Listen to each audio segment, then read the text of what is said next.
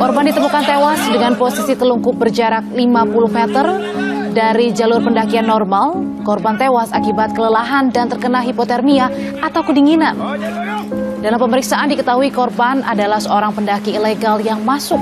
Dan akhirnya ada salah satu juru kunci lah, kita bilang juru kunci atau sepuh di base camp itu bilang di area triangulasi.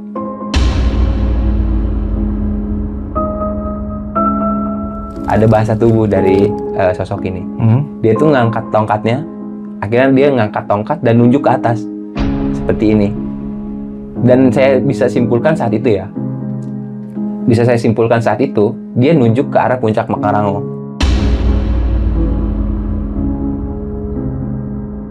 Ada satu teman, satu tim itu azan.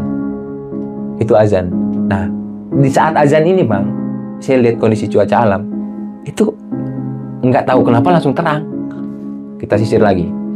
Dan sebelum ke jam 5 sore lah, saya masih ingat betul, kondisinya udah mulai agak redup bang. Matahari udah mulai turun. Ada salah satu seru yang akhirnya menemukan korban bang. Saat itu. Kondisinya? Survivor saat itu MD bang. Ya kita ngebase ditemani kantung korban bang. Ngebase di Kanang Wadak? Di Kanang Wadak. Oke. Persis di Kanang Wadak. Kita ditemani, istilahnya kita nemanin korban. Nemanin jenazah lah ya? Korban. Dan saat itu, malam itu, saya ngerasa mungkin bisa dibilang malam paling mencekam bang. Menurut pengalaman saya selama pendakian ya.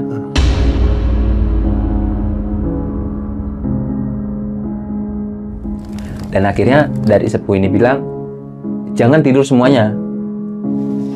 Jangan tidur semuanya, karena kalau ada kemungkinan tidur, kita nggak tahu kalau si korban ini bisa hilang lagi.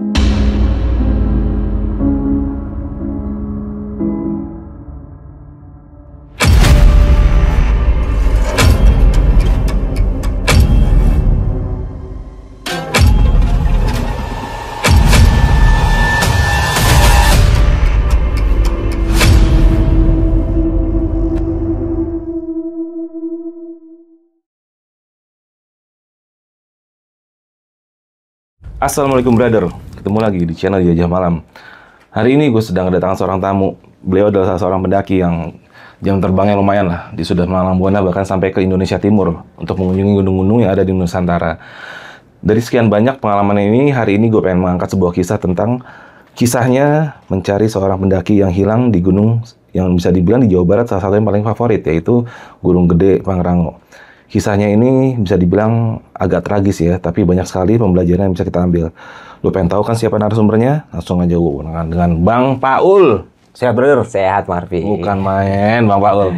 Lu baju lu gak pernah ganti lu? Iya itu dulu. Emang sehari berapa kali posting ya? Iya. Hari ini udah ketiga kali nih dia. Biar lu tahu. Kalau orang-orang kan pada bohong tuh berganti baju, gue mah enggak. Emang sehari ini dia 3 kali cerita. Bang Paul, ini kisah lu ini yang sekarang ini. Tentang apa ya, lu saat mencari salah seorang survivor yang hilang ya? Iya. Ini kejadian tahun berapa Bang Paul? 2017 Bang. 2017. 2017. Nah, ini sebelum gue mulai nih, lu gunung mana aja sih yang di luar Jawa yang udah lu masukin cuy? Gunung di luar Jawa ya? Di luar Jawa ada Rinjani, dan gunung di Maluku Utara ada Gamkonora, Gamalama, dan di Sumatera ada Kerinci, terus Dempo, sama Makassar mungkin Latimojong. Wah, kalau yang tadi tuh yang di Ambon ya itu ya. Ya, Lama-lama sama apa?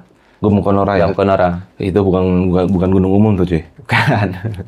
Tapi ntar udah lu ceritain sama gue ya? Udah. Malam udah pagi skip. Langsung aja bro, lu ceritain kisahnya, gue gak bakal potong lagi. Hajar Badar. Tahun 2017, Gunung Gede Pangrango kembali menyimpan duka.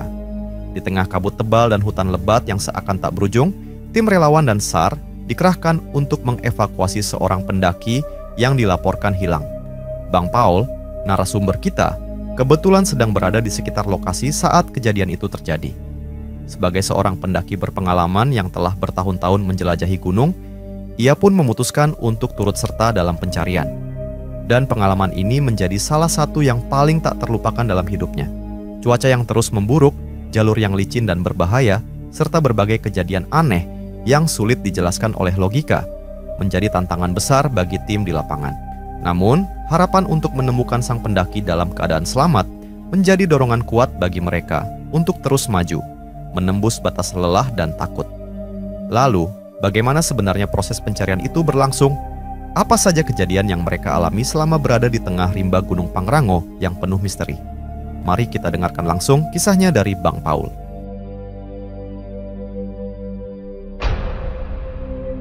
Jadi gini Bang Marwi, saat itu saya rencananya mau camping Bang. Camping ke Mandalawangi. Karena saat itu kalau saya ingat itu di bulan Desember. Dan pendakian Gunung Gede Pangrango itu saat itu tutup. Tutup, karena biasanya di setiap tahun di bulan Desember sampai bulan Maret awal itu pendakian tutup selama 3 bulan untuk recovery alam. Iya, Gede Pangrango tuh biasa rutin. Semenjak tahun diterapkannya SOP itu mungkin udah lama ya. Dan saat itu memang pendakian sedang tutup, cuma wisata dan wisata Curug Ciberem itu masih buka. Iya. Dan untuk wisata campground Mandalawangi itu masih buka. Akhirnya kita saat itu berdua Bang sama temannya. Teman berdua rencana mau camp di Mandalawangi. Nah, saat itu memang kalau saya ingat itu setelah Natal. Kemungkinan setelah Natal. Soalnya saat itu memang libur panjang, long weekend. Long weekend tanggal merah itu sekitar 4 hari atau berapa hari lah. Nah, kita berangkat itu dari rumah, rencananya cuma camp doang ya Bang. Jadi nggak begitu safety lah. Perlengkapan kita cuma perlengkapan dapur sama alat camp lah. Nggak ada rencana naik gunung juga saat itu. Nah, kita berdua jalan di motor. Saat itu juga dari rumah tuh udah dari mulai tanggal 24, 25, 26 tuh kondisinya hujan terus banget. Karena di bulan Desember, apalagi di cuaca di Bogor dan wilayah sekitarnya itu udah pasti hampir 20 jam atau 15 jam tuh non-stop hujannya. Kalau di bulan Desember ya. Nah, dan saat itu kita berangkat dari rumah berdua naik motor sampai ke base camp itu sekitar jam berapa ya? Malam posisinya. Di tanggal 26-nya memang kita rencana mau ngecamp. Karena saat itu masuk ke weekend kalau nggak salah. Hari Jumat atau Sabtu lah gitu. Nah, akhirnya kita ke base camp main. Kita sampai malam di base camp. Berangkat sore kita sampai malam di base camp. Kita rencananya mau ngecampnya besok. Jadi kita nongkrong-nongkrong dulu di base camp. Salah satu base camp di Cibodas. Habis ngopi-ngopi, nongkrong, mungkin ada cerita-cerita. Dan saat itu memang kondisi di base camp itu sepi. Karena kan kondisinya pendakian tutup. Jadi cuman ada beberapa orang base camp lah yang nongkrong juga. Dan singkat ceritanya, kita istirahat lah sekitar jam 12 malam kita istirahat. Karena rencananya besok kita mau jalan-jalan juga ke arah Curug Ciberem. Terus habis dari Curug Ciberem kita mau langsung camp di Mandalawangi, daerah Mandalawangi. Nah, setelah singkat cerita kita istirahat, saat itu sekitar jam 6 atau jam 7 itu ramai Bang. Di balai itu ramai. Karena saat itu base campnya juga nggak terlalu jauh dari balai lah. Di depannya balai gitu. Jadi kelihatan lah. Dan saat itu kayak, kok rame ada apa nih? Terus ada info saat kita bangun, terus lagi rame-rame, ada info. Katanya ada orang hilang. Ada pendaki naik Gunung Gede Pangrango. Info terakhirnya itu sekitar tanggal 25 atau tanggal berapa lah gitu saat itu. Sebelum tutup? Sebelum tutup. Sebelum tutup. Nah, akhirnya, setelah. Ini kondisinya udah tutup. Ilegal? Iya. Mungkin saat itu si survivor ini dia melakukan pendakian membeli tiket Ciberem. Oh, tiketnya wisata Ciberem. Tiket wisata Tapi Ciberem. dia malah bablas ke atas. Iya. Dan ada satu ibu-ibu lah, bisa dibilang ibu-ibu. Kalau bisa disebutkan etnisnya Chinese. Chinese. Dan dia dari Jakarta. Saat itu dia mencari salah satu orang, entah itu suaminya atau saudaranya, saya kurang tahu, ke pihak Taman Nasional. Dan dari pihak Taman Nasional memastikan di bulan itu pendakian tutup. Pendakian tutup dan tidak ada pendaki yang daftar secara registrasi. Jadi tidak terdaftar. Cuman saat itu pihak Taman Nasional memastikan survivor ini ada di Gunung Gede Pangrango karena ada motor yang ditinggal di saat itu, yang dititipkan ke salah satu base camp. Dan dengan ciri-ciri plat nomor dan jenis kendaraan itu dinyatakan A1, Bang. Orang ini benar? Iya, orangnya. Dan motornya pun persis gitu. Setelah konfirmasi selama 2 jam lah, saya juga berdua akhirnya nggak jadi, Bang, karena ada sikon kayak gitu. Akhirnya teman-teman semuanya di base camp open SAR, Bang, oleh pihak Taman Nasional untuk open SAR. Akhirnya saat itu... Sorry, gue potong. Namanya ini di yang daftar ke Ciberem ada? Nggak ada, Bang. Kalau untuk jenis wisata itu nggak di daftar nama. Jadi cuma tiket. Oh, beda sama kita hiking? Iya. Oke. Nggak ada data pribadi? Data pribadi, nggak ada. Oke. Sorry, lanjut. Nah, akhirnya setelah singkat ceritanya open SAR, sekitar jam 8, jam 9, kita berkumpul, dan akhirnya dibuka secara open dan diisi oleh beberapa seru, dan diisikan oleh sekitar 20 orang lah saat itu. Dan itu terkhusus wilayah orang-orang base camp. Orang-orang base camp. Dan ada beberapa relawan lah dari organisasi-organisasi.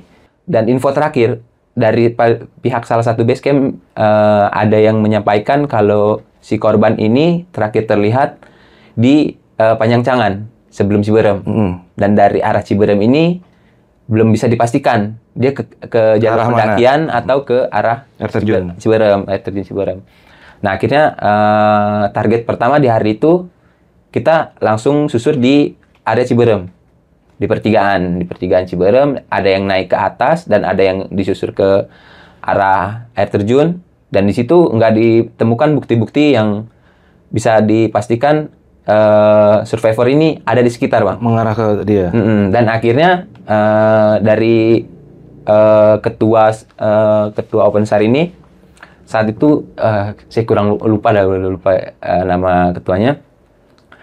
Dia memastikan ya udah kita naik ke Kandang Badak dan kita cari bukti-bukti otentik yang bisa memastikan bahwa si korban ini ada di pendakian. Nah, saat itu karena mungkin seru kita cuman sekitar 20 orang dan dibagi 4 seru dan diberisikan 5 orang, itu sangat minim, Bang. Sangat kecil dan sangat sedikit. Iya, segitu doang jumlahnya. Dan untuk arah-arahnya itu saat itu memang sedikit lah untuk jangkauan wilayah Gunung Gede Pangrango saat itu. Apalagi target kita di sekitaran Kandang Badak. Karena mungkin ada kemungkinan dia camp di area sana. Atau dia menginap lah di area sana. Saat itu akhirnya kita singkat cerita udah sampai Kandang Badak itu sekitar jam 4 sore lah. Dan kondisi di hari itu hujan dari pagi sampai ke sore. Nah, akhirnya dari Taman Nasional memutuskan untuk ya udah kita bikin pos pantau di area Kandang Badak. Dan akhirnya belum dilakukan secara penyisiran, belum dibagikan secara kelompok dan disusur gitu di area Kandang Badak. Dan akhirnya kita rapat lagi di malam itu dan memutuskan untuk buka peta dan mencari jejak-jejak lah survivor untuk area Gunung Gede dan area Gunung Pangrango. Nah, dan diisikan oleh beberapa seru yang saat itu memang dibagi 4. Jadi dibagi 2 seru, isinya 10 orang dan dibagi lagi secara 2 seru. Jadi isinya 2 seru. Jadi bagi 2, Bang. Jadi 5-5. Jadi 5 orang. Dan saat itu ada yang ngambil ke arah Pangrango dan arah ke Gunung Gede. Nah, saat itu pas setelah dari tim udah ada kesepakatan untuk besok mulai start kita penyisiran sekitar jam 8. Itu di malam itu kayak kita ngerasa cuaca ini aneh, Bang. Karena cuaca aneh ini kayak badai itu biasanya ya, sepengalaman saya di Gunung Gede Pangrango, namanya badai hujan atau badai angin itu biasa. Tapi saat itu, di malam itu, badainya itu cuma di sekitar Kandang Badak, Bang. Jadi posisinya itu kayak puting beliung gitu. Muter di situ aja. Dan biasanya kalau misalkan angin badai itu dia di atas pohon. Ini enggak, Bang. Ini di bawah. Sampai saat malam itu kita ngelihat pohon ranting-ranting sama daun-daun jatuh itu berterbangan. dan di area Di camp areanya itu. di camp area kandang badak itu. Oke. Dan hujan pun dari pagi sampai ke malam itu nggak berhenti. Dan akhirnya sampai kita nggak bisa mengisi tenda yang kita bawa karena ancur-ancuran bang. Kondisi tenda tuh udah kayak mau ambruk lah, yang satu yang ada patah premnya. Akhirnya kita mengamankan tidur di salah satu shelter di arah yang mau ke toilet. Dan di musola juga kan, sebelahnya musola dan sebelahnya lagi shelter. Kita tidur rame-rame di situ bang. Karena itu kan yang dijadikan posko untuk pos pantau besok hari. Akhirnya kita sambil menunggu cuaca ya kita sharing-sharing dan bukan berasumsikan ya bang. Tapi kayak memastikan lah dan berasumsi kalau misalkan si korban ini ke Gede atau ke Pangrango. Tapi info positif dari pihak Basecamp bahwa si korban itu si survivor ini dia ingin mendaki ke Gunung Pangrango. Taunya Dari pihak Basecamp yang dititipkan motor. Oh, Karena udah ada konfirmasi. dia nitip motor bilang mau ke Pangrango. Iya. Dari situlah dasarnya mencari dasarnya sana. gitu. Oke. Cuman belum bisa diasumsikan karena kita belum ada bukti saat di lapangan. Dan akhirnya kita besok masih ada kegiatan untuk susur 2 jalur. 2 jalur gunung yang notabene-nya berbeda lah gitu. Kalau Gunung Gede lurus, kalau Gunung Pangrango ke sebelah kanan kan. Jadi akhirnya saat itu di malam tanggal 27 apa? Ya 27 si survivor ini masih belum ketemu nih bang, masih belum bisa ditentukan arahnya, Belum ada kondisinya jejaknya mengarah ke dia. ya, dan belum ada jejak sama sekali saat itu. Si badai ini belum berhenti bang, sampai tengah malam lah, sekitar jam 1, jam 2 itu belum berhenti. Dan kita pun ada sebagian yang udah tidur, ada yang masih stay, dan di saat itu ada beberapa orang yang masih stay dan bikin api unggun. Dan salah satu orang ini yang saat itu malam itu begadang, dia didatangi salah satu makhluk yang notabene-nya kita orang-orang Basecamp atau orang-orang yang sudah sering naik ke sana itu udah tahu si makhluk itu bang. Kayak gimana tuh? Dia bentuknya itu kakek-kakek tapi bongkok. Berjalan ke arah shelter dari arah kejauhan. Dia cuman ngelihatnya itu cuman dari api unggun lah, sinaran api unggun. Dan dia melihat satu sosok yang mendekati gitu. Terus nggak lama itu dia melihat salah satu binatang yang bisa dibilang di Gunung Gede Pangrango sangat minim lah populasinya. Dia melihat salah satu Panthera tigris, macan tutul. Kalau misalkan udah ada jenis hewan buas turun, kemungkinan ya dia lapar dan mencari hewan yang bisa diburu gitu. Tadi gue potong dikit. Tadi itu Panthera pardus. Oh iya, Panthera tigris tuh macan Jawa. Ya, Panthera pardus untuk Sampai yang ngomel tuh. Lanjut. Nah, saat itu jadi akhirnya yang sebagian ini kayak malam itu pun masih banyak gangguan, Bang. Akhirnya saya pun kayak mau istirahat, tapi tanggung sebentar lagi pagi. Saya sama teman saya pun, ya udah tidur yuk. Nah, saat kita mau istirahat, Bang, saat itu kita bawa sleeping bag juga kan. Kita masuk sleeping bag di musola itu banyak lemparan batu bang ke arah seng atau atap shelter ini, banyak lemparan batu. Cuman anehnya kita orang lokal loh, maksudnya kita masyarakat yang udah biasa berkegiatan di sini gitu, dan kita pun dengan rangka kepedulian sesama manusia lah, kepedulian, ya, bukan mau aneh-aneh. Bukan mau aneh-aneh. Cuman di saat malam itu kayak, lah kok sampai kayak gini gitu. Dan akhirnya ada satu ketua lah yang udah dituakan juga. Dia bilang, ya udah sekarang tidur, besok ada tugas, ada kerjaan yang harus kita stamina kita harus kita jaga. Dan akhirnya ya udah, karena instruksi udah dari senior kayak gitu, ya udah kita ikut tidur, maksain tidur. Singkat cerita saya ketiduran juga bang, ketiduran juga. Akhirnya saya bangun itu karena ada yang azan dari teman-teman, ada yang azan subuh buat sholat kan. Nah, shelter itu juga dipakai buat musola kan. Akhirnya kita bangun bang jam 5 bangun. Dan ketua udah mutusin dibagi berapa seru dan dibagi 2 titik sisiran di area 2 jalur ini. Dan di saat itu saya kebagian di arah Gunung Pangrango bang. arah Gunung Pangrango, tapi saya di Seru 2. Jadi posisi saya di belakang, di depan Seru 1. Karena kita tuh dibagi 5 orang dan kita nyebar. Dan masih di lingkupan satu jalur. Dan 10 orang lagi disuruh jalan ke arah Pangrango, ke arah Gunung Gede. Dan saat itu kita mulai start pendakian dan penyisiran itu sekitar jam 8, jam 9 lah, setelah rapat, setelah plotting titik koordinat dan kemungkinan besar target yang kita arah itu ada. Kalau misalkan Gunung Pangrango itu karena kan kalau kita baca dari konturnya ya Bang, kalau dari konturnya itu nggak mungkin kalau misalkan dia ngambil ke kiri atau ke kanan karena satu jalur.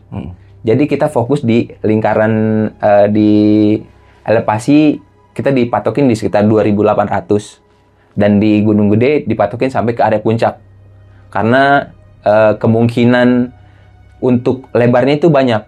Ada yang ke arah kawah dan ada yang ke arah puncak, dan untuk Pangrango itu sangat sedikit. Jadi yang kita sisir itu cuma satu jalur dan cuma dibagi beberapa jarak lah sama Seru 1 dan sama Seru 2. Saat itu datang Seru logistik juga dari bawah, ada tambahan sekitar 10 apa 5 orang gitu yang bawa logistik dari Taman Nasional juga ada. Dan saat itu sebelum berjalan kita dibagi logistik dulu dan akhirnya kita berjalan mulai start jam 9. Nah, mulai dari start 9 saya masuk ke arah Pangrango dan saya di bagian di Seru 2. Saat itu jam 10 atau jam 11 ada indikasi positif di arah Pangrango, Bang. Ada salah satu benda saat itu kalau nggak salah handuk atau berupa kain lah gitu. Mungkin seingat saya sih handuk ya saat itu karena bentuknya kotak lah, bentuknya kotak. Dan diinfoin lewat talkie dan diinfoin sama keempat tim ini memastikan bahwa ini punya survivor atau bukan saat itu. Dan akhirnya kita info ke bawah dan memastikan bahwa ini milik korban, milik survivor atau bukan gitu kan. Dan ternyata pihak keluarga yang ada di bawah, karena pihak keluarga sudah berkumpul Bang, bukan hanya ibu-ibu itu satu orang lagi, itu udah berkumpul beberapa orang dari keluarga. Dan itu memastikan handuk itu atau kain itu milik survivor. Cocok barangnya? Cocok. Dan disebutkan warnanya warna ini dan kayak handuk kayak seperti ini dan si ibu mempositifkan itu A1. Punya survivor. Dan akhirnya teman-teman semuanya dikumpulin lagi di pos dan akhirnya semuanya diarahkan ke Pangrango semua saat itu.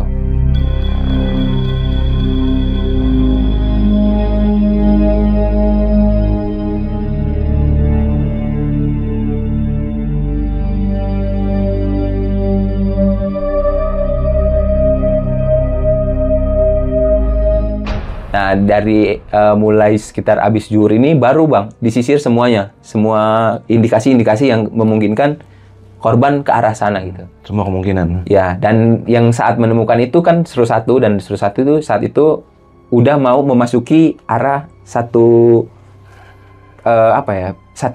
satu lembahan yang tinggal satu jalur ke arah Pangrango. Dan saat itu memang bisa disebutkan mungkin sebelum pos, dulu ada pos di sebelum arah ke Pangrango, itu ada batu-batu yang bekas pos jamur kayak gitu. Iya. Ditemukan di situ. Di situ? Dan akhirnya teman-teman langsung diarahkan semua ke arah Pangrango. Dan singkat cerita kita mulai penelusuran lagi, dan saat itu saya masuk di arah ini Bang. Dan kan ada jalur lama, ada jalur baru. Dan saya ngikutin jalur lama sama Seru yang kedua ini, yang 5 orang ini. Saya fokusin ke jalur yang lama. Karena ada teman, istilahnya dari tim saya yang 5 orang ini, ada yang istilahnya dia berpengalaman di area Pangrango ini. Notabene-nya, kalau misalkan survivor saat itu memaksakan summit, dan ini jalur paling jelas untuk ke arah summit. Karena, dan paling landai, dan paling jelas. Kalau misalkan masuk ke jalur lama, dia memang jalurnya jelas, tapi keindikasi untuk kerintangannya sangat berat. Jadi kemungkinan besar dari Seru saya karena saat itu ngeplot di area puncak. Akhirnya saat itu kita mutusin ya udah sisir jalur lama. Dan mungkin sekitar jam 3, jam 4 sore ada salah satu Seru lagi yang menemukan benda indikasi milik korban. Nah, itu celana dalam. Celana dalam yang sudah lapuk, basah, tapi kondisinya dia baru, Bang. Jadi dia udah kena air mungkin ya, kena air hujan, kena tanah. Dan itu pun warnanya saya nggak tahu warna apa. Dan saat itu dia dipastikan ini masih baru. Ini masih baru, kemungkinan saat itu untuk untuk indikasi milik survivor itu sangat positif. Dan arahnya itu di setelah jalur lama, pertemuan jalur lama dan jalur baru. Gitu. Okay. Nah, akhirnya teman-teman semuanya di saat itu jam 4, akhirnya ditarik mundur lagi sebelum sampai area puncak, ditarik mundur untuk hari pertama. Nah, hari pertama akhirnya kita rapat lagi, sekarang evaluasi lagi, dan di saat malam itu pun seperti malam berikutnya, Bang. Kondisinya kayak gitu lagi. Hujan itu nggak berhenti. Dari mulai siang lah, sekitar jam 1, jam 2 itu udah mulai hujan, kabut, dan anginnya persis kayak gitu lagi, Bang. Anginnya persis kayak gitu Sampai lagi. ke tanah? Sampai ke tanah lagi. Maksudnya sampai angin tuh kayak angin ribut gitu. Dan akhirnya saat itu juga ada tim tambahan lagi yang naik, sekitar 10 apa 20 orang. Dan dari organisasi Basarnas, terus SAR Nasional, dan dari Wanadri sudah datang juga, dan itu pun akhirnya kita dibagi dengan seru yang lumayan banyak, dan akhirnya ada area-area yang diprioritaskan. Itu ada puncak utama, puncak triangulasi, dan area Mandalawangi. Karena di saat ditemukannya benda milik survivor saat itu udah masuk di ketinggian sekitar 2.900 sampai 3.000. Jadi otomatis sudah area puncak. Di area puncak ini akhirnya teman-teman diperintahkan buat fokus di area puncak, sekitar puncak utama dan puncak triangulasi dan area Mandalawangi. Karena kemungkinan besar survivor turun ke Mandalawangi. Nah, akhirnya saat malam itu pun saya total nggak tidur, Bang. Total nggak tidur. Karena yang kebagian jagain api saya nih sama teman saya nih. Terus dan saat malam itu sekitar jam 10, jam berapa ya? Jam 10, jam 11 lah saat itu. Dia mau ke toilet nih, Bang, teman saya nih. Pengen ke toilet, pengen buang air lah istilahnya. Saya bilang, ya udah, saya tungguin di sini di luar. Nggak mungkin kan di depan pintu gitu kalau ditemenin. Akhirnya saya nunggu, Bang. Saya nunggu ngeliatin si pintu inilah teman saya ini. Nggak lama, sekitar 10 menit, 5 menit lah, nggak terlalu lama. Dia langsung kayak di dalam tuh kayak rame, Bang. Di dalam toilet ini kayak rame, atau kayak orang jingkrak-jingkrak lah, banting-banting pintu atau kayak gimana gitu, nggak tahu saya juga sih saat di kosnya di dalam. Saya samperin, Bang. Saya gedor, lu kenapa? Ini gua kemasukan binatang, kata dia. Ada binatang di dalam. Terus saya, binatang dalam toilet, karena toilet itu ketutup kan, Bang. Maksudnya rapat lah, pintu itu rapat, dan indikasi buat masuk binatang itu susah. Pas dia buka itu binatang nggak ada, Bang. Karena kondisi di dalam gelap ya, Bang. Kondisi di dalam tuh gelap, jadi dia nggak bisa ngelihat nih bahwa ini binatang apa, dia nggak ngelihat. Cuman saat itu dia bilang ini binatang, kata dia.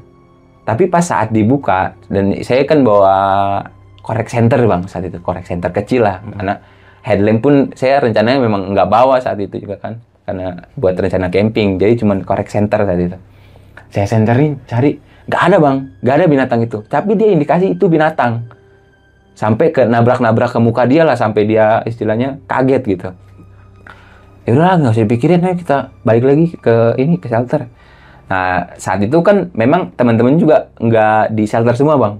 Ada juga sebagian yang tidur di tenda nih, karena saat itu udah lumayan banyak orang lah, 40 sampai 50 orang saat itu. Nah, akhirnya teman-teman ada yang di shelter sebagian, di tenda sebagian. Nah, akhirnya pas malam itu pun teman saya diliatin lagi, Bang, sama satu sosok itu. Satu sosok yang sering dilihat oleh pendaki di saat di area kandang badak. Sosok laki-laki tua ini, Bang. Bungkuk ini. Dan anehnya ini, Bang, saat dia datang, ini badai hilang, Bang. Oh gitu? Ini badai hilang, ini angin hilang. Jadi sunyi, cuman kabutnya tebal. Jadi jarak pandang itu tuh ngelihat dia itu agak siwer, Bang. Agak siwer. Dan itu pun saat itu pun yang ngelihat bukan dia doang.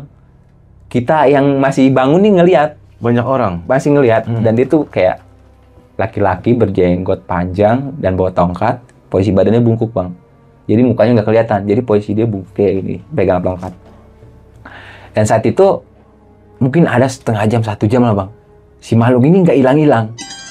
Si makhluk ini masih mungkin jarak 50 meteran lah di depan, ini tenda, shelter, di jarak 50 meteran lah. Dan kelihatan juga agak siwar-siwar. Tapi ada pergerakan tubuh bang, bahasa tubuh. Ada bahasa tubuh dari sosok ini. Dia tuh ngangkat tongkatnya, akhirnya dia ngangkat tongkat dan nunjuk ke atas. Seperti ini. Dan saya bisa simpulkan saat itu ya. Bisa saya simpulkan saat itu, dia nunjuk ke arah puncak Pangrango. Dan seakan-akan dia membantu atau mengindikasikan bahwa korban ada di Nyuruh ke sana. survivor ada di area puncak. Dan akhirnya saya berpikir seperti itu dan teman-teman pun semua berpikir seperti itu. Nggak lama ya akhirnya kita baca-baca teman-teman semua dan itu pun udah posisi udah mau malam. Kondisi hujan udah reda, tapi kabutnya ini makin tebal bang. Makin tebal. Dan si sosok laki-laki ini, laki-laki tua ini tanpa kita sadari hilang sendiri bang. Setelah kita berdoa dan ada beberapa sepuh lah, beberapa orang tua dari pihak base camp, ada yang menyimpulkan seperti itu yang saya simpulkan. Dia mungkin memberi isyarat untuk kita jalan ke arah puncak. Dan semoga survivor besok hari ditemukan dengan kondisi selamat. Akhirnya sepuh itu bilang seperti itu dan semuanya akhirnya teman-teman berdoa untuk keselamatan survivor. Semoga besok ditemukan dengan selamat, dengan kondisi badan yang tanpa kurang apapun. Dan akhirnya kita istirahat bang. Itu sudah sekitar jam 2, jam setengah 3 lah. Kita istirahat. Bangun lagi persis kayak kemarin. Bangun lagi persis sama azan teman-teman. Akhirnya ada yang sebagian sholat, ada yang sebagian nyiapin sarapan, siapin makan sebagian. Dan setelah rapat, setelah menentukan titik-titik yang harus disisir, itu kondisi cuaca saat itu cerah bang. Cerah, pagi itu cerah. Dan sampai kita di area kandang badak ini bisa ngelihat puncak Pangrango itu cerah gitu. Dan akhirnya kita berdoa semuanya teman-teman semoga diberikan cuaca yang cerah dan semoga survivor segera ditemukan. Akhirnya kita saat itu ada tambahan lagi bang, ada tim tambahan lagi sekitar 10 orang. Jadi kita mungkin ada kalau dihitung ada sekitar 50 orang. Langsung jalan ke arah Pangrango semuanya. Semuanya. Diindikasikan langsung di 3 titik kemungkinan survivor di lokasi. Ada di Tugu Triangulasi sebelum puncak, ada yang di puncak, dan ada di area yang Mandalawangi. Dan saat itu kita start jam 9 sampai Pangrango itu seru pertama mungkin jam 10, jam 11-an udah sampai lah. Kita yang terakhir tuh, saya rombongan yang terakhir, seru yang ketiga lah saat itu. Terus seru ketiga, saya sampai di puncak Pangrango itu sekitar jam 12-an bang. Kita paling lama lah, kita paling belakang. Sekitar jam 12-an. Dan memang saat itu kalau misalkan saya lihat tuh jalur yang mereka lewatin udah kelihatan lah. Tim yang dilewatin udah kelihatan. Ada yang ke kiri, ada yang ke kanan, dan ada yang ke arah Mandalawangi. Akhirnya kita bingung nih, kita mau ngikut kemana nih? Karena saat itu saya berisikan 15 orang. Akhirnya kita bagi lagi 3. Ada yang ke arah Triangulasi, ada yang ke arah puncak, ada yang ke arah Mandalawangi. Dan saya kebagian ke arah Mandalawangi. Ke arah Mandalawangi itu akhirnya pas di arah Mandalawangi nggak ada indikasi atau benda-benda yang dipositifkan milik survivor. Singkat cerita, kondisinya hujan lagi bang. Singkat cerita jam 12 lewat setelah zuhur lah. Itu kondisinya hujan, kabut, angin, bisa dibilang petir juga ada bang. Soalnya saat itu gemuruh tuh gak berhenti. Dan saat kondisi udah masuki jam 1, akhirnya ada info bang. Dari seru 2 kalau nggak. Dari seru 2 yang diisikan oleh anggota organisasi Wanadri. Dan menginfokan bahwa saat itu ada benda yang ditemukan oleh tim dan diindikasikan itu milik korban. Yaitu berupa celana. Berupa celana lepis. Celana lepis saat itu akhirnya dipositifkan tim semuanya suruh nyisir di area triangulasi. Dan kita sisir lagi di area triangulasi, dicari dengan jumlah 50 orang, dan notabene-nya skalanya kita semakin kecil, itu untuk menemukan survivor itu masih nihil, Bang. Belum ketemu juga? Masih nihil. Masih nihil. Itu sudah masuk mulai agak sore lah, sekitar jam 2, jam setengah 3-an. Dan kondisinya karena jarak pandang kita terbatas. Saat itu memang, wah, kondisinya parah lah, badai lah. Dan sebelum SAR ini ditutup, atau SAR ini di hari itu diselesaikan, hari ketiga ini diselesaikan, ada salah satu dari seru atau tim, entah itu dia seru berapa, dia menemukan benda milik survivor lagi, Bang. Benda milik survivor lagi. Entah itu apa gitu. Saat itu saya juga lupa, yang benda yang terakhir yang ditemukan milik survivor ini, saya lupa juga. Dan akhirnya tim dibawa ke arah puncak semua. Ke arah puncak semua, dan akhirnya dirapatkan lagi. Dan karena kita komunikasi sama yang di Taman Nasional, di resort, dan di Kandang Badak, kita mencari info, Bang. Mencari info bahwa kalau misalkan benda-benda yang milik survivor ini udah ditemukan di area triangulasi, dan korban masih belum ditemukan gitu. Dan akhirnya ada salah satu juru kunci lah, kita bilang juru kunci atau sepuh di base camp, itu bilang di area triangulasi. Dan saat itu ada satu perintah yang harus dilaksanakan, dan indikasinya korban ditemukan itu mungkin semakin besar, Bang. Saat itu ada salah satu sepuh yang menyuruh azan di puncak triangulasi. Oke. Akhirnya ada satu, kita fokusin lagi. Saat itu udah mulai sore, Bang, jam 4. Dan untuk indikasi ditemukan ini semakin besar nih, Bang. Cuman kondisinya kita belum tahu. Kita bagi lagi, kita mencar lagi di area triangulasi. Sebelum kita mencar di salah satu, pas di tuguhnya persis, tugu triangulasi, ada satu teman, satu tim itu azan. Nah, di saat azan ini, Bang, saya lihat kondisi cuaca alam itu nggak tahu kenapa langsung terang. Dari kabut Terang. langsung terang. Saya ding. Terang, Bang. Dan itu pun saya ngerasa gitu, matahari begitu dekat gitu. Maksudnya kayak terang banget gitu, masih jarak 50 meter atau 100 meter juga masih kelihatan lah. Dan kondisi pas setelah azan itu terang, cuaca panas, akhirnya kita bagi lagi. Kita tebar lagi. Kita sisir lagi. Dan sebelum ke jam 5 sore lah, saya masih ingat betul, kondisinya udah mulai agak redup, Bang. Matahari udah mulai turun. Ada salah satu seru yang akhirnya menemukan korban, Bang. Saat itu. Kondisinya? Survivor saat itu MD, Bang. Sudah meninggal. Ditemukan dengan kondisi MD.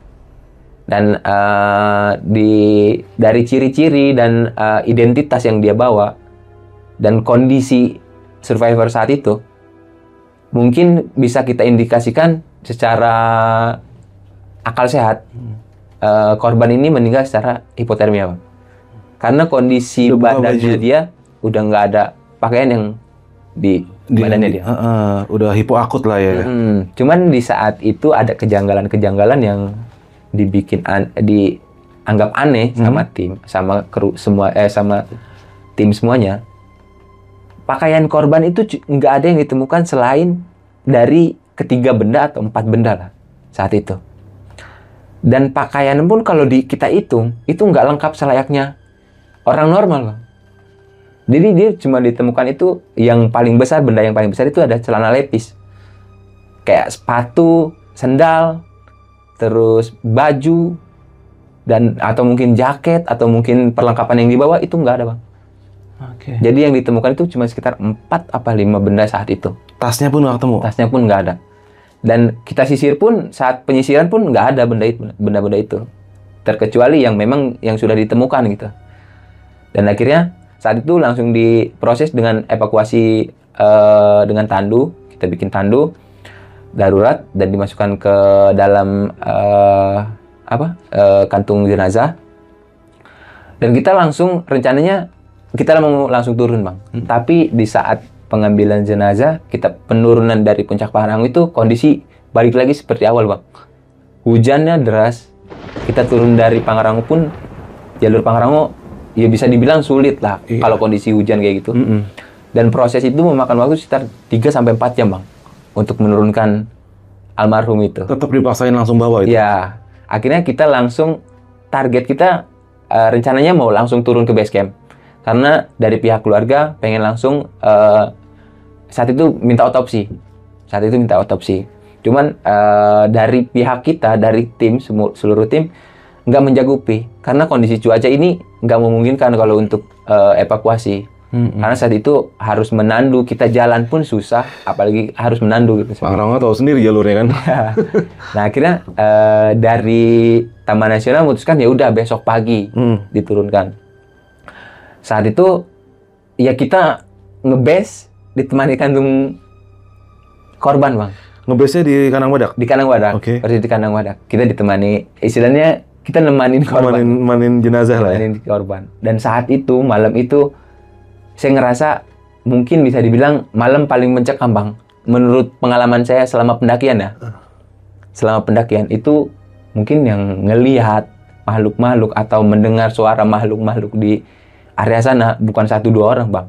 Semuanya mungkin ngedengar. Oh ya? Iya. Gimana tuh? Ada satu kejadian yang bikin kaget semuanya ya. Itu ada batu, Bang, sudah ini. Yang dilemparkan ke arah genteng. Dan posisi jatuhnya itu persis di tempat area sholat. Saat itu kan shelter jadi sering dipakai untuk sholat. Persis di area itu. Dan notabene-nya kita semua di situ gitu. Ada yang di situ, ada yang di tenda juga kan, karena kita ramean. Kita kaget, Bang, saat lihat batu itu kalau dilempar orang nggak mungkin kuat, apalagi setinggi itu. Akhirnya ada satu sepuh juga, ya udah kita doain buat almarhum semoga tenang ya gitu.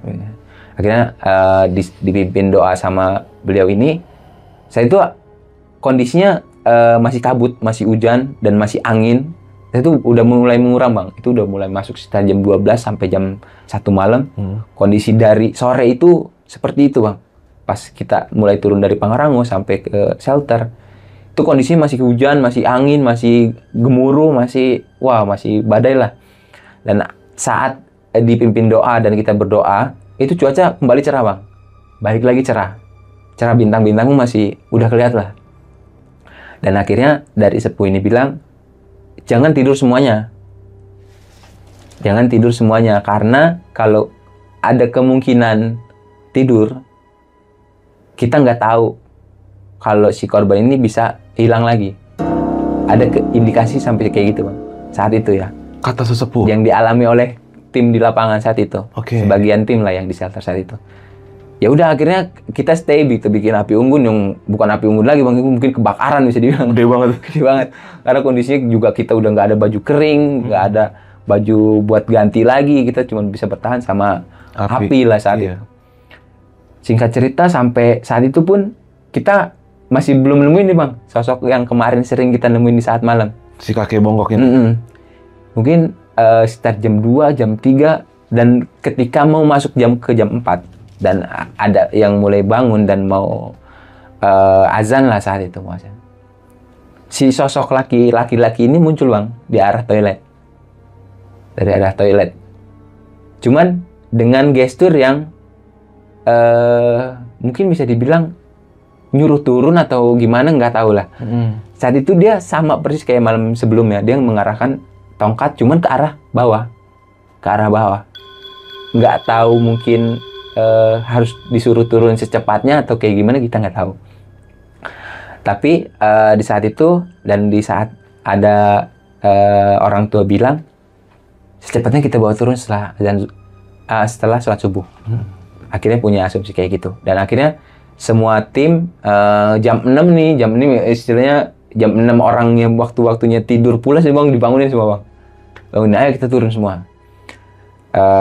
Yang penting si korban harus segera sampai ke resort dan sudah ditunggu ambulans. Dari informasi dari resort seperti itu. Akhirnya selama pendakian dan selama evakuasi turun ini, itu bisa dibilang full hujan. Full. Tapi ada anehnya lagi bang.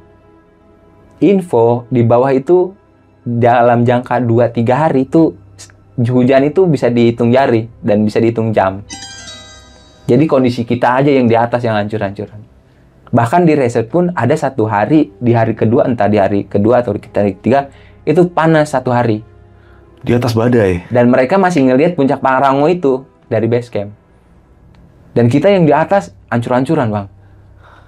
Akhirnya saya berpikir, ya namanya kuasa Tuhan ya bang. Alam itu kayak diibaratkan guru lah bagi kita. Mengajarkan banyak-banyak hal yang mungkin bisa kita petik di saat itu adalah bagaimana kita menyikapi kondisi alam. Kondisi alam itu bisa berubah-berubah. Dan kondisi alam itu nggak bisa dilawan atau nggak bisa ditentang. Contohnya saat itu di bawah kering, di atas badai hancur-hancuran bang. Saya istilahnya saat itu yang rencananya kita mau main dan akhirnya saya ikut SAR gitu. Saya kayak dapat pelajaran yang begitu besar lah bang saat itu. Dan apalagi saat melihat survivor ditemukan dengan kondisi MD, itu saya kayak ngerasa terharu gitu bang. Menolong orang yang saya pun nggak kenal siapa. Benar. Saya pun nggak tahu dia siapa. Tapi ada rasa kemanusiaan yang peduli gitu untuk menolong. Dan akhirnya saat teman-teman dikumpulkan lagi setelah pendakian, ada dari keluarga yang notabene ya mungkin sedih ya, ditinggalkan oleh orang yang terdekat lah dari pihak keluarga. Tapi dari keluarga ini ada sebagian juga yang senang karena kondisi survivor ditemukan dengan kondisi badan yang utuh tanpa kurang apapun selain kondisi pakaian. Dan akhirnya Taman Nasional membawa si korban ini ke RS Cimacan. Dari RS Cimacan baru setelah visum baru dibawa ke Jakarta. Mungkin itu sih bang yang bisa saya bagi saat pencarian survivor saat itu ya. Yang notabene-nya saya minim bang soal itu. Mungkin itu bisa dibilang SAR pertama lah. Pengalaman ya? Pengalaman pertama lah. Melihat kondisi pendaki yang nggak tertolong saat itu. Rasanya gimana tuh? Wah, haru sih bang, asli. Haru. Aduk ya? Ada pengalaman dan ilmu-ilmu yang dibagi oleh senior-senior saat itu yang bisa kita petik lah saat itu. Banyak pengalaman yang istilahnya buat bekal kita ke depannya gitu. Betul. Dan dijadikan contoh, apalagi soal pendakian lah. Dan pendakian saat ini lah gitu. Yang notabene-nya orang mendaki gunung tanpa melengkapi standar operasional pendakian, berarti mereka sudah melalaikan nyawa mereka sendiri. Gitu. Benar. Nah itu kalau gue lihat dari runutan awal berarti dia ini memang solo hiking. Iya, solo hiking. Solo hiking dan kalau menurut gue sih kalau dia bisa sampai lolos ke atas artinya dia nggak bawa tas yang lumayan besar. Enggak. Ya kan? Nggak mencurigakan. Enggak. Dan di situ pun nggak ditemukan adanya tenda dia. Nggak ada tenda. Nggak ada tenda. Artinya shelter, tenda itu nggak ada. Iya, artinya ini udah sebuah keanehan kan. Iya. Dia ke atas tanpa membawa tenda dan seorang diri ada apa gitu, dan yang sudah hampir bisa dipastikan kondisi jenazah saat ditemukan tidak mengenakan pakaian lengkap, artinya dia sudah terkena hipotermia akut. Iya. Dimana kan kalau kita nih bro ya, buat yang kena udah hipo akut itu rasanya udah kebalik. Tadi udah dingin nggak tertahan, lama-lama kita ngerasa kepanasan. Iya. Nah itu salah satu ciri-ciri kalau kita nemuin mayat itu sudah, itu nggak ada hubungannya dengan mistis ya, enggak. Itu memang gejala medis yang memang nyata gitu. Itu akan ngebuka semua yang ada di badan dia ini karena dia kepanasan. Ya setelah itulah semuanya udah selesai. Nah ini pelajarannya banyak banget ya, udah artinya di saat lu kesana itu alam, bener lu bilang alam mengajarkan banyak hal ya. Kita nggak bisa, dan di situ pun yang namanya kita pencarian di alam bebas, yang namanya logika dan supranatural ini memang tidak bisa dipisahkan. Artinya ada hal-hal yang merupakan menjadi petunjuk kita juga, justru ditunjukkan oleh hal-hal seperti itu. Iya. Si kakek yang nunjuk ke sana, dan itu semuanya lihat ya, kan hal gini mungkin buat orang yang nggak pernah tahu kehidupan gunung ya mungkin bullshit. Lu coba tuh ikut evak kalau lagi badai ya kan. Mamam. Nah ini sih banyak banget ini ya, maksud gua kejanggalan-kejanggalan yang gue bingung itu adalah perhitungannya dia apa sih sampai dia bisa ke atas kira-kira nih dengan tanpa membawa tenda atau minimal dia bikin bivak lah atau apalah ya kan. Iya. Ini barang-barangnya sampai tasnya ini kemana gitu. Ya, dan perlengkapannya dia itu selain yang ditemukan 5 atau 4 benda yang ditemukan ini, nggak ada yang menjurus untuk alat safety-nya dia, Bang. Nggak ada. Bahkan celana pun celana Levi's. Levi's. Kan gila. Kan gila nih. Levi's. Dan itu kalau bisa dibilang dari runutan ceceran celana Levi's yang ketemu dan segala macam, artinya dia itu di situ sudah terkena hipo, artinya dia sudah ngebuka. Iya. Ya kan, udah kepanasan. Artinya dia masih jalan. Mirip-mirip yang kejadian di Gunung Lawu tuh, yang ketemu orang yang ngangkat kayu tuh. Iya. Yang nggak pakai baju itu kan. Artinya dia udah kena hipo tuh. Tapi udah halu ya jadinya ya. Dan ini bisa dibilang apa ya? Petunjuk-petunjuk ini ya berdasarkan hal yang nggak logis lah, kayak gitu, di mana lu tunjuk pertama ke atas dan lu disuruh turun pun oleh sosok yang sama, dan ini kan kearifan lokal yang nggak bisa kita anggap remeh ya. Nah itulah, kita harus bijaksana lah kalau di alam ya kan. Ingat bro, kita di gunung nggak sendiri, kita di sana itu ibaratnya bertamu. Hormati semua kearifan lokal karena setiap gunung punya peraturan dan kearifan lokal yang berbeda-beda. Jadi nggak ada salahnya buat kita tuh, walaupun kita nggak mempercayai silahkan, tapi seminimal menghargai. Karena nggak ada ruginya bro buat lu untuk ikutin apa yang itu, selagi itu nggak bertentangan dengan akidah kita ya kan. Gitu aja kalau gue bro, simpel. Oke bro. Nah ini cerita lo sih udah keren banget nih. Nih sebelum ditutup nih pesan lo buat yang pada nonton nih Pesan-pesannya sih terutama soal standar operasional ya Bang. Oke. Soalnya saat itu yang saya lihat dan saya melihat di lokasi di lapangan, itu survivor berkegiatan di luar ruang tanpa perlengkapan yang safety. Bahkan bukan untuk orang lain, bahkan untuk diri dia sendiri. Dan mereka terlalu memaksakan di saat kondisi cuaca, mungkin bisa dibilang nggak harus mendaki gunung di saat itu. Dan mungkin tidak dibolehkan. Bahkan lagi dilarang ya. Ya. Mungkin saat itu si korban atau si survivor itu, dia mengutamakan ego, ingin mendaki gunung.